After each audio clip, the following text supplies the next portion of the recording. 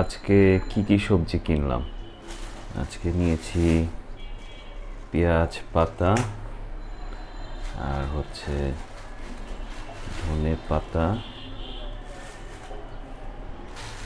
আর 3টা টমেটো,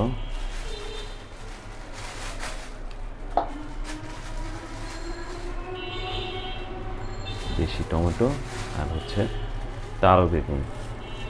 তাল বেগুনটা অনেকের পছন্দের, আমারও ভালো লাগে, কিন্তু আমাদের দেশি যে বেগুনটা পাওয়া যায় সেটা আমার অনেক পছন্দ। আর হচ্ছে দেশি আলু।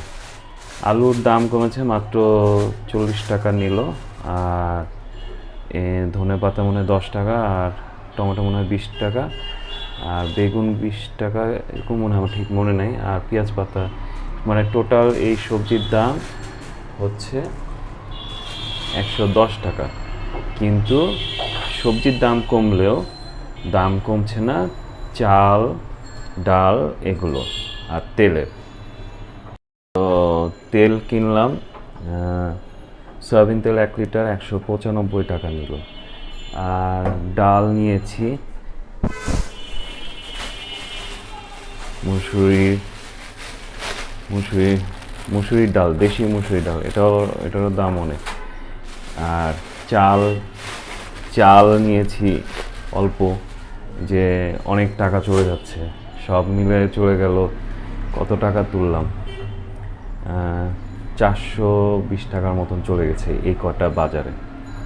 তো সবজির দাম কমলেও আসলে এই চাল ডাল তেল এগুলোর দাম অনেক বেশি, এই সবজির চাইতেও দাম বেশি।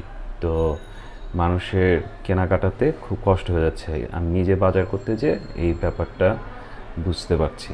তো যারা বলছে যে সবজির দাম কমছে, কিন্তু কেউ বলছে না, কিন্তু কেউ আসলে বলছে না যে ডালের দাম, চালের দাম, তেলের দাম কতটুকু কম বাড়ছে। আমি এই চালটা নিয়েছি 85 টাকা কেজি, 1 কেজি চাল নিয়েছি, আর ডাল 1 পোয়া, তেল 1 লিটার। তো চাল হচ্ছে 85, এটা 38 টাকা 1 পোয়া, আর তেল 195, তাহলে কত গেল? প্রায় 195, আর এদিকে 100, 300 300 টাকার মতন চলে গেছে। আর এখানে সবজি 110 টাকা, দাম কমে না। আমি কয়েকদিন আগে দেশে গিয়েছিলাম, ওখানে বেগুন 15 টাকা কেজি আমি কিনে নিয়ে আসছিলাম।